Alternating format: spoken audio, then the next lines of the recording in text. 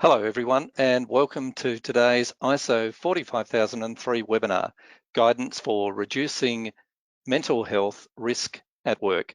There's no one-size-fits-all solution for workplace mental health and wellbeing, and ISO 45003 has recently been developed to help provide a comprehensive guide for organisations of all sizes to support mentally healthy workplaces. Today, we'll have some general housekeeping rules for you. You've joined the webinar in listen only. You will receive a copy of the slides after today's presentation. And please direct any questions that you may have to my email address, stephen.dowling@aon.com, and the panel will respond to those questions within 48 hours. Today, we're going to cover off a range of issues associated with 45003. And importantly, the panel and I will share practical, client-informed and evidence-based strategies that will highlight the benefits of using ISO 45003 to create workplaces where managers and teams understand mental health and openly talk about it. People know about things that they can do to build resilience for challenging times at work and when working from home. And staff with mental health concerns seek help early. And importantly, staff with mental health issues are supported in their recovery. And let me introduce you to the panel. My name is Stephen Dowling and I'm the Workplace Mental Health Lead for Aon. I'll be joined with Sarah Wood, Principal Lawyer at Gilchrist Connell. Also, Michelle Horton, a Client Manager and Psychologist with Aon, and Jamie Malander, also a Client Manager, WHS, and Workplace Mental Health Expert. We're taking a person-centered approach to all that we do at Aon, both for our staff and for our clients. A people-centered approach is paramount. Healthy, supportive, and caring workplaces are good for colleagues, good for clients, and end users of our services. People make critical decisions, produce and deliver essential products and services, and interact with customers and the public on behalf of organisations and businesses. To function at their best, people need healthy environments, healthy cultures, and healthy practices to protect them during challenging times, support their recovery from mental ill health, and provide opportunities for them to develop. ISO 45003 also overcomes a fragmented and reactive response to mental health and psychosocial risk. It's important to know your way and build your strategy based on knowledge. Outline the critical success factors to implement your workplace mental health and wellbeing strategy, and highlight what success looks like, both at an organisational level, an operational level, and an employee and contractor perspective. ISO 45003 also considers a range of organisational risks, considering understanding and meeting requirements related to work health and safety, workers' compensation, discrimination, privacy, and workplace relations. It's essential for protecting people, their reputations, and their organisations. ISO 45003 also considers, when looking at compensation claims, 6% are attributed to work-related mental disorders. Focusing on building a mentally healthy workplace decreases workers' compensation claims. KPMG estimates that Australian employers could save an estimated $500 million if 5% of individuals in each category of mild, moderate, and severe mental illness were able to reduce the severity of their mental health issues, and as a result, work within a very, very supportive workplace. Investment in mentally healthy workplaces provides returns to organisations, including increased engagement, loyalty, productivity, and time at work. You may have read recently about the Great Resignation on HR platforms like Employment Hero or magazines like Business Insiders. They surveyed local workers and 40% said they were looking for a new job within 6 months, while 15% were already actively looking to split from their current employer. A lack of recognition, a lack of support from their immediate managers, and poor company culture were identified as contributing factors. Aside from the benefits that mentally healthy workplaces may create, it's important for every organisation executive, every leader, every manager, every business owner to understand that they have a range of legislated requirements related to mental health at work. And I'll hand over to Sarah Wood, Principal Lawyer with Gilchrist Connell, who will take us through the ever-changing legal landscape of workplace mental health and psychosocial risk. Over to you, Sarah. Thanks, Steve. So what I would say about psychosocial risk and the law is that we have the same legal structure, but with a new focus. So there's not been anything radically different done with the law. It's not as if there's any new legal duty, but what we do have is a new focus on psychosocial risk. Regulators are very active in this area, talking about it, promoting it, and producing guidance material for business. And we've recently seen on Are You OK Day, all the safety regulators posting on LinkedIn, speaking with the media, and generally promoting psychological health in the workplace. But the thing that's really interesting for me in this area is that it affects every single business in the country, no matter what industry, what roles are performed, or what size. Anyone who's worked in the work health and safety industry knows that there's various standards and guidance material for particular risks. If you're in professional services, you probably don't need to worry too much about the falling from height guidance. If you're a roofing contractor, you do need to know about the falling from height guidance, but you probably don't need to worry about the rules around hazardous chemicals. But when it comes to psychosocial risks, every single business will have the risk and needs to have regard to the guidance material. It may just take a different shape. Now, until the last couple of years, legal and compliance mental health issues for business have typically manifested themselves as workers' compensation issues or employment claims. And the risk for business there has been that if we don't get this right, we'll have a workers' comp claim on our hands and that will impact premium. Well, that's still the case, but the focus now is that if we don't get this right, we'll be prosecuted by a safety regulator. We've been slowly moving in this direction since before COVID over the last couple of years, but this has now been heightened because of COVID and all the new challenges that has come with people's jobs. So it's now really imperative for business to be aware of how mental health risks can arise and what steps need to be taken to proactively address them, not just to prevent a workers' comp claim, but to meet a legal obligation. So what does it mean to look at psychological risks and injuries through a work health and safety lens? We've got the same basic work health and safety obligation, that is to ensure, as far as reasonably practicable, a safe and healthy workplace for staff and others. We now need to meet this obligation with respect to a person's mental health. So we must provide a psychological, safe and healthy workplace. And if we don't get this right, this is criminal legislation. There's a criminal conviction for the company, but also officers personally. And who is an officer? Because it's broader than a director. It's certainly someone with decision-making power, but it's also someone who participates in decisions or who provides advice that is usually acted upon. And officers have the same primary duty as a company, that is to ensure a psychologically safe workplace, but an officer has a further due diligence duty. And this means officers need to keep up to date with knowledge of work health and safety matters as they pertain to the particular business.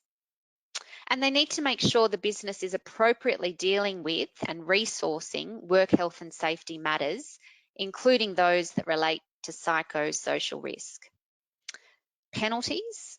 All jurisdictions have seen penalties increase, both through legislation uplift, but also in sentencing decisions by courts. And I'll look at some examples of maximum penalties in a moment. Insurance. In some jurisdictions, insurance for fines is no longer available, and this is very intentional. It's aimed at making a company or a person who has breached their duty to really feel the sting of a penalty and ensure that it's not breached again. And even if an incident doesn't result in a prosecution, regulators have other powers, for example, to investigate or issue an improvement notice. And that's all time and cost for a business. Penalties. So what are the penalties if there is a conviction? Most jurisdictions break down the severity of a prosecution into 3 categories. Starting with category 3, which is the least severe, this is a simple breach of duty, that is a failure to ensure a safe workplace. And in New South Wales, there's a maximum penalty of over $500,000 there. Category 2 involves the same breach as category 3, but with the exposure of an individual to a risk of death or serious injury or illness. Now, it's important to realise that a work health and safety incident need not involve an actual injury or illness. It's about the risk. A risk of serious injury will be enough to elevate a prosecution to category 2. And this is where we see most prosecutions happening in this category 2. And there's maximum penalties there that have been increased in New South Wales at least to over $1.7 million. Category 1 is the most serious, and it involves the breach of duty from category 3, plus the risk of death or serious injury from category 2, but with an additional element of recklessness. And this is where we see penalties of over $3 million in some jurisdictions. We've now also got industrial manslaughter laws in various states. Queensland, the Northern Territory, Victoria, and the ACT. In early 2022, Western Australia will join them. And these offences are where there is a death and very large penalties, above $10 million in some jurisdictions, and with jail time of 25 years. So what does the regulator's guidance material mean? Well, this is publicly available information, easily accessible on the regulator's websites. There's the recent New South Wales Code of Practice on psychosocial risks. There is also Safe Work Australia guidance material. And I recommend that if you're in a jurisdiction which doesn't have a code of practice, that you still have a look at the New South Wales example because it's recent and it's a really good example. And what this means is that no one can claim they simply don't know where to start or what to do. And to be honest, they couldn't claim that anyway because these are strict liability offences and not knowing is no defence. If you don't know what's in the code of practice, it might be assumed that you do. This material will be admissible evidence of what is known about a hazard or risk assessment or risk control. And the court may rely on the material to determine what is reasonably practicable. The material also includes some tips to help a company comply with its duty to consult with the workforce, and some other tips on how to eliminate or control psychosocial risks. So I've taken you through some of the legal risks. Michelle is now going to talk about what you can do for your people.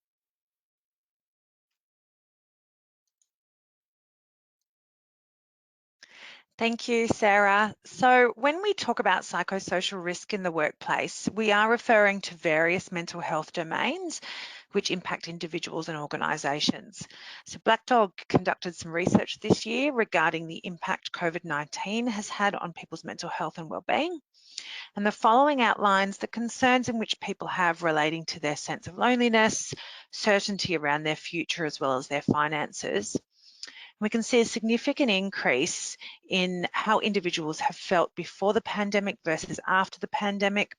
And these statistics really highlight the importance of workplaces partaking in a thorough psychosocial risk assessment in order to support their staff and ensure a psychologically safe working environment. So when we talk about psychosocial risk factors individually, it's rather complicated. We refer really to a broad range of issues that may arise, not only within the workplace, but also outside the workplace. Some typical psychosocial risk factors that we may see in the workplace in particular are things such as employee workload, internal conflict or having to deal with transition or change, a general sense of lack of control and confidence in managing an individual's own sense of psychological safety and resilience, perhaps a perceived lack of support whereby either direct line manager, colleagues or the organisation as a whole don't seem to be taking steps in managing psychosocial risk. Perhaps a lack of connection, which can be a high risk in roles that are quite autonomous or require off-site duties, and perceived lack of recognition, and this could be tied in with a lack of collaboration, not a thorough understanding of individual roles and responsibilities as well as KPIs. And lastly, perhaps lack of role clarity as well as a perceived lack of fairness within the workplace. So this can also extend to fairness regarding pay or responsibilities, KPIs, and also treatment. Now, as discussed, psychosocial risk factors are many, and so these can be rather ambiguous as well. So ISO 45003 sets out the assessment guidelines to encompass 7 different domains of assessment. These domains consist of context of the organisation, and this is whereby we assess organisational structure and relationships with the stakeholder. The next domain is leadership and worker participation, and this is where we undertake a review of OH&S strategies as well as assess whether leaders are provided with an ability to implement such strategies, perhaps what the engagement with workers regarding psychosocial risk is like, and what current workplace structures are in place to provide support. Planning is another domain where we assess organisational foresight and identification of psychological risk. The next domain is support, whereby we assess competence in identifying and managing psychosocial risk hazards and the types of training and supports in place for managers and staff. The next domain is operational, where we review an organisation's ability to provide flexible working hours, reasonable deadlines and achievable KPIs. Performance evaluation is the 6th domain, in which we look at organisations' implementation of robust and regular audits, staff engagement and disclosure of issues such as regular management reviews. And lastly, the improvement domain, whereby a review of current performance evaluations, incident reports, consultations and recommendations are undertaken. Now, ISO 45003 does call for 3 levels of intervention. And so when it comes to the implementation of intervention, in order to increase scores in those 7 domains of psychosocial risk that we just described in the previous slide, we look to ensure a 3-leveled approach. And this includes primary, secondary and tertiary interventions. The primary forms of intervention encompass the organisational controls, which look to prevent and reduce harm in the workplace and increase wellbeing at work.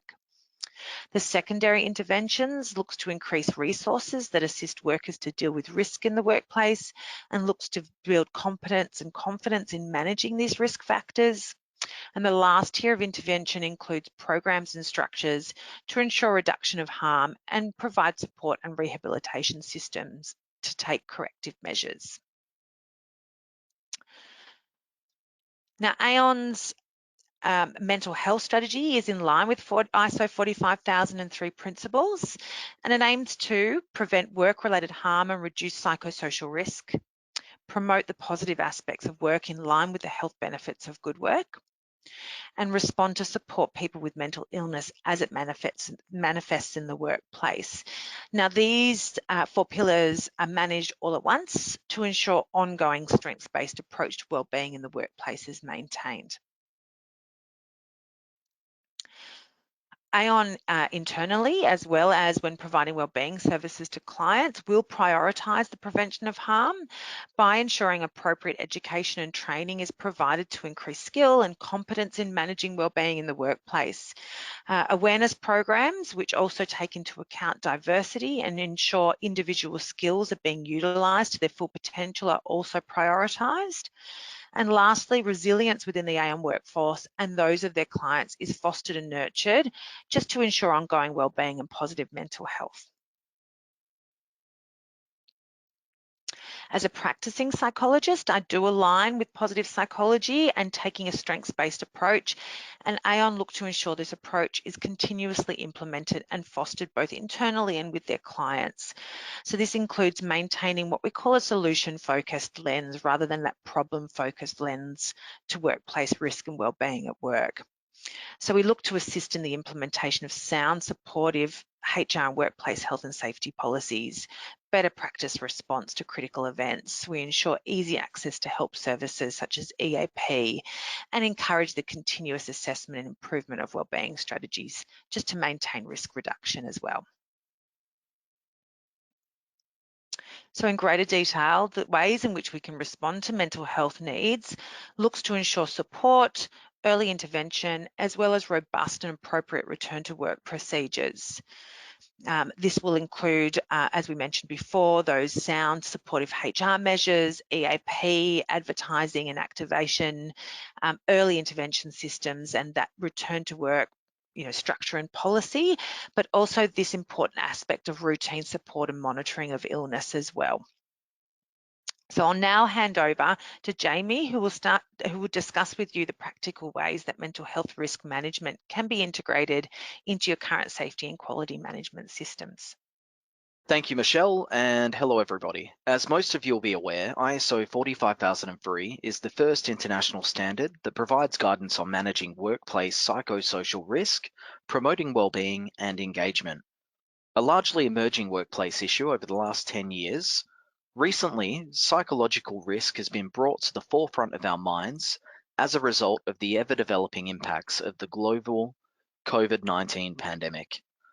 The pandemic, among other things, underscores the importance of a shift in mindset and a need to move from more traditional approaches to employee mental health and well-being, which often involved plugging in piecemeal strategies, to a more holistic approach, which at the same time addresses issues such as work-related stress and burnout. These have been on an upward trajectory since the outbreak of the pandemic. Let's take a look now at some of the key concepts and how it can help guide your organization and minimize risk. One question I always get asked by clients when consulting on psychological risk is, what does good look like? ISO 45003 provides the answer to this question. ISO 45003 fully integrates with current work health and safety management systems, or it can be used as standalone guidance for organizations of all sizes and sectors to address this important workplace issue. It contains consistent language at both a strategic and operational level. This is particularly important in this day and age because sometimes ensuring that strategic and operational objectives across jurisdictions or even countries can be like trying to fit a square peg into a round hole. And it also captures management of change, which has historically been lacking from evolving approaches to mental health and well-being in the workplace. This includes changes in the organization's objectives, activities, and work processes, as well as changes in leadership. To achieve this, ISO 45003 focuses on systemic strategies to support employee mental health by either aligning personnel across work health and safety, human resources, and leadership, or to simply help organizations to start thinking with a health and safety mindset where they don't have a specialist or trained workers available to support the effective management of psychosocial risks. The standard's alignment with the globally recognized Annex SL structure ensures that the standard provides a comprehensive solution to addressing modern psychological risk and mental health issues in the workplace. This includes establishing the external and internal issues, considering the needs and expectations of workers, and prevention of injury and ill health by elimination of hazards or minimization measures using a risk-based approach. Providing a framework for leaders to demonstrate commitment and successfully manage psychological risks in consultation and participation with workers, and by providing a comprehensive framework for the identification of psychological hazards, which is broadly categorized under 3 headings in the standard. 1, aspects of how the work is organized. 2, social factors at work. And 3, the work environment, equipment and hazardous tasks. Early intervention, rehabilitation and return to work are also included, and this is one of the first ISO 45000 family series of standards to touch on this area. The obvious benefit is that the standard provides a range of guidelines for the effective management of psychosocial risk, modern risk-based thinking, and documenting work practices aimed to put psychological risk on par with physical health risks in organisations of all shapes and sizes, and on a consistent basis in Australia and around the world. There is a current window of opportunity to gain a competitive advantage by commencing change management and implementation steps driven by collaboration with all key stakeholders. In line with the figure on screen, we recommend that all organisations, 1, undertake a gap analysis of your management systems against ISO 45003. This will help you to understand how effectively your organisation is currently managing psychological risk and either form an action plan for sustainable change and improvement, or provide assurance on the effectiveness of the management system and arrangements. 2, develop, adapt, or enhance the system or strategies to achieve alignment with ISO 45003. This will help ensure that you have a strategic, best-in-class approach towards an emergent and costly workplace issue.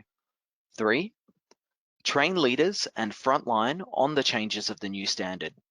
In order to build a resilient workforce and grow or foster a generative organisational culture, everyone from organisational leaders, frontline managers and supervisors, right down to workers on the floor need to understand their role.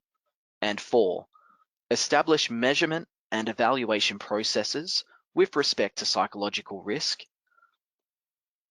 and mental health, and then monitor any new performance indicators that are implemented. This will ensure that continual improvement is practiced and help determine the success of any independent strategies or the management system overall. Many of our current clients are at various stages along this journey, and having taken the steps above, or they are just at the start commencing this process, so now is really the time to act. Whether it's for some of the reasons just explained, the rising cost of workforce, mental health injuries or ill health, the significant changes Sarah explained, or the potential for introduction of specific regulations to address this issue as an output of the Boland review of the Model Work Health and Safety Laws published in 2019, it's clear that all organisations should be prioritising mental health in the workplace. To close, ISO 45003 is an evidence-based, client-informed, collaborative approach to workplace mental health and well-being. It will help you build organisational resilience, co-design mental health and well-being strategies, and ensure that any strategies and plans comply with work health and safety and industry regulations. Thank you for your time and attention.